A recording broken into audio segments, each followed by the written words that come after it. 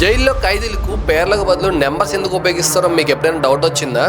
మనం చాలా సినిమాల్లో చూసే ఉంటాం. జైల్లో ఖైదీల్ని ఖైదీ నెంబర్ 150 అని 123 అని చెప్పి 102 అని చెప్పి రకరకాల నెంబర్లతో పిలుస్తూ ఉంటారు. అసలు వాళ్ళ పేర్లకు బదులు ఈ నెంబర్ ఎందుకు వాడాలి? దీని వెనక ఉన్న లాజిక్ ఏందో మనం ఈ వీడియోలో చూద్దాం. ఫస్ట్ ఇది మేనేజ్మెంట్ కోసం. ఒక జైల్లో వందల నుంచి వేల సంఖ్యలో ఖైదీలు ఉంటారు. వాళ్ళందరి పేర్లు గుర్తుపెట్టుకోవడం చాలా కష్టం.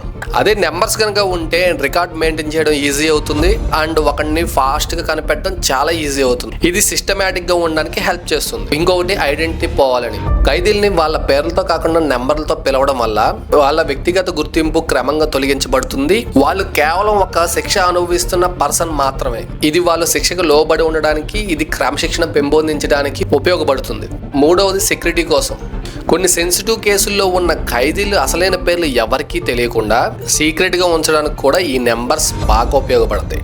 జైల్లో ఖైదీల నెంబర్లు కనుక ఎంత పెద్ద రీజన్ ఉందన్నమాట. గైస్, ఈ ఫ్యాక్ట్ నచ్చితే లైక్ చేయండి అండ్ ఇటువంటి ఇంట్రెస్టింగ్ ఫ్యాక్ట్స్ కోసం మన ఛానల్ ఇప్పుడే సబ్స్క్రైబ్ చేసుకోండి.